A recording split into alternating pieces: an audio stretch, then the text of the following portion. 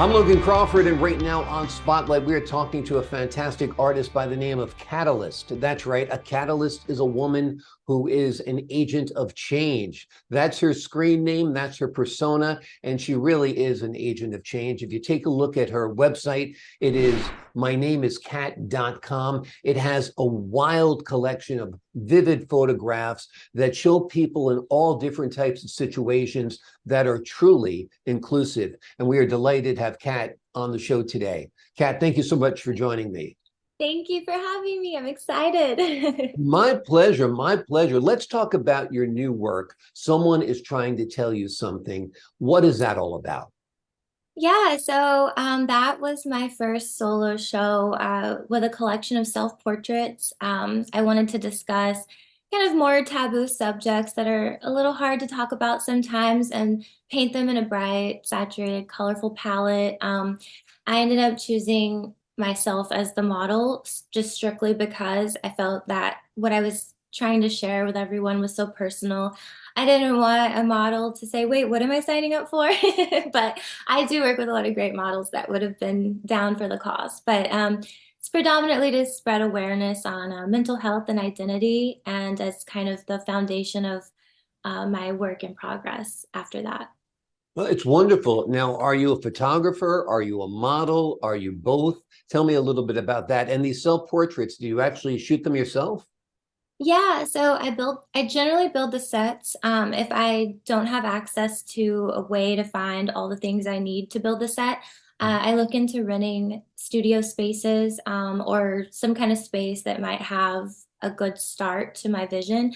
Everything starts in a sketchbook, either really bad doodles or notes, and I just do my best to bring all of those details to life in real time. And I usually shoot myself, but for predominant amount of these pieces, for someone is trying to tell you something, I did have my best friend help me a lot. So it was really cool to share the meaning and experiences while, creating it with him. And he's been a friend since forever. So it was really cool to bring it all to life. And for my newest work, I'm doing the same kind of like location scouting, building, collecting pieces. Right now, right over here, I have a ton of pieces of a set I'm putting together next. So Wonderful, wonderful. And the prevailing theme is a safe space, emotional support, sharing your vulnerabilities. That is what your predominant theme is, right?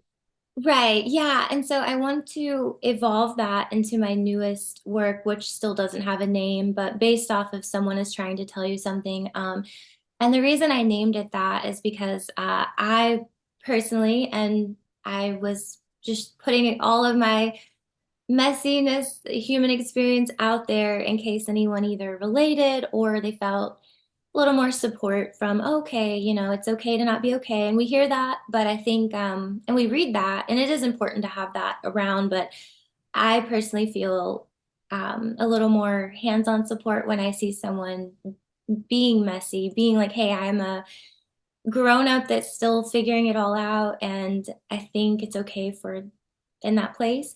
So taking all of that, I'm now crafting that into more of a like female experience and identity for this next batch of work in progress. Wonderful. Now, tell me about where people can find your work. I know they can find it on your website, mynameiskat.com, but you also show in galleries, or is it mostly virtual galleries? Tell me about that. Yeah, so I work with a an amazing gallery out in California, just south of Los Angeles and Hermosa Beach, the Shockbox Gallery.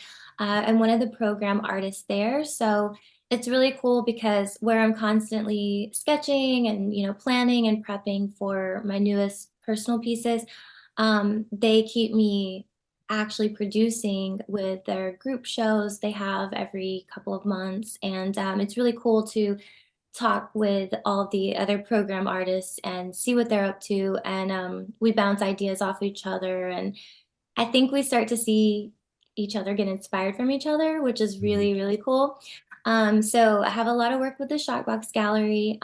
Recently, I got into Art Basel this year, so I'll have a piece that's I haven't even seen in person. I usually test print, but I had someone test print and send the piece on to the gallery there, and that is with the Analog Film Photography Association Gallery, and they will be having a show with Spectrum Art Fair during Art Basel. I think by the time this airs tomorrow. So Wonderful, wonderful. Now you've really tied a lot of professions and pursuits together. You not only model, you take pictures, you're working for the gallery. I think that's almost true with a lot of people these days, where creators handle all aspects of their creations, but you've kind of taken it to the next level. yeah, I think that if you really push forward in being a creative, I'm sure it's got to be like this in many like identity and like jobs we take on. But yeah, as a creative, you for sure have to be open to wearing a lot of hats. And I think like if you're flexible and open to that, that is going to be your best way to be because I only ever tried modeling when I first started taking photos of people because I wanted to see how it felt to be in front of a camera. And I wanted to, feel that weirdness. Even seasoned models, I think it's safe to say it's weird to get your photo taken. It's a little, intimidating at times, and it depends on how your day was getting to the shoot, etc. And so, I definitely did that for a little while with other photographers, and then I realized I definitely wanted to be more of the director and photographer.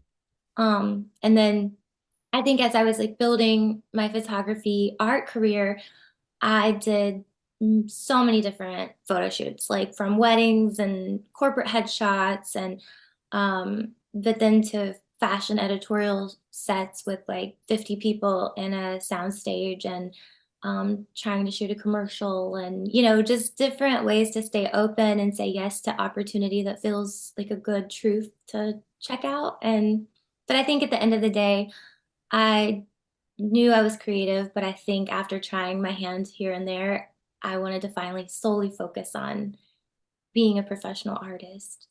Well, you're succeeding. Your work is phenomenal. The colors are beautiful. The themes are beautiful. The photography is beautiful. So you're really succeeding. Tell me a little bit, and this is for the other creators out there who might be listening, how you built your path. How did you learn to operate the camera? Did you go to school? Did a friend show you? Did you watch YouTube videos? Tell me about that journey. Oh, that's a really good question. And I love to be open for anyone starting out. I think photography in itself can be intense to soak in. There's so many, you have your f-stop, your shutter speed. It's like, where do I start? What kind of camera?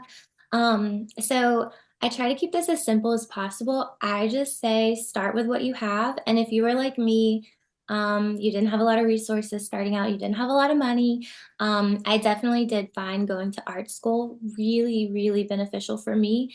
I had so many resources. That was the main thing. I knew I didn't have resources, so I needed, like that mentorship, that advice, and you have so many great professors. The way I got into school was applying for grants and scholarships and kind of starting out the hard way at the beginning. I think worked for me, but it can feel discouraging over time. So I say just keep going. Some days you can't do more than one step in front of your other foot, and that was still more than you did the day before. So Yeah. it definitely counts as something. And so then, try to get a job, a side job, get your, career job, get a side job, whatever you have to do, take out a credit card, which is maybe not like the best advice, but that's what Right. I did. I had a $1,500 credit limit for my first credit card. So I went online. I was looking for used camera gear only. And I just searched until I got a good deal. And then I jumped 100% into it. And that's another thing. When you finally kind of hit that moment, you'll know, can I, jump 100% in now? And it's usually a financial Right. tie of why you're waiting. I say go for it and just hit the ground running and don't stop, and try to use it every single day in some way. And I mean, it sounds kind of cliche, but doors really do start opening, and it's kind of it's just such a privilege and beautiful experience to in the beginning to really note like, wow, don't, and I know I'm kind of all over the place. I've said it this way, but I like to remind people too, don't forget the firsts, like all of your firsts, because you can't get that moment back. And to truly just be in that moment and definitely stay humble because anything, anytime can always change. Absolutely. And to make a living in the arts is a blessing. I Yeah. mean, when I'm on a movie set or a TV show set, I think almost everybody is aware that there are people out there, shoveling dirt or operating big machinery, working super long hours. And we're blessed that we get to create, we get to perform, we get to entertain. And it's a wonderful way to make a living if you can do it. And you do have to have that kind of determination that you talked about, that, you get the credit card, you buy the camera, you do whatever you need to do to get it going. Yeah, I'm sure yeah, of all people, you definitely know you're in so many projects. I was so inspired by seeing that about you. And so that's why I felt extra excited to talk to you today because I was like, oh yeah, he gets it. Like in the whole actor's path, like I was briefly around the film industry in New Orleans for about a year. And I was working with a fashion magazine then. And so that was a really cool year to see, like so many different types of sets, and like really just I had so many moments. I mean, I feel like I always have, but I just remember specifically in this year looking at the dedication of the entire team and how, nobody really was complaining. And I had this moment of like, we could do anything in the world and we get to do what we love. And it's so cool when you're around a like-minded group that, I mean, people are allowed to have a bad day, if they didn't get their coffee right and they're kind of annoyed. But like, if you're overall just grateful, I think it's such a beautiful thing, especially in a group of people that are just living their dreams too. It's really cool. Absolutely. So folks can find you at mynameiskat.com. Oh Is there a yeah. social media site that you like to direct people to? You asked me that. I'm so sorry. I like on a tangent. Yeah, so all of my social media is Cat in the Clouds, and that's KATINTHE, clouds with a Z, CLOUDZ. Okay, You can also awesome. you should be able to search my name, Cat with a K, Alyst, Yep, and I Googled you before. You do Google Kat Alyst and all of her sites come up. Her website again is mynameiskat.com. A wonderful creative. You're going to want to look at her work. You might want to purchase her work. You might want to follow her on social media. Kat, thank you so much for joining us here thank today on you so Spotlight. much. It was so good to talk with you. My pleasure. My pleasure. I hope to get to work with you one day. I can see perhaps acting or maybe directing is in your future down the I would road. love that. I would love that. I can't wait to watch your recent projects too. So Thanks. Yeah, I got a couple of fun ones coming up, so I'll keep you posted. All cool. right. And to the folks at home, I'm Logan Crawford, thanking you for your time this time. Until next time on Spotlight.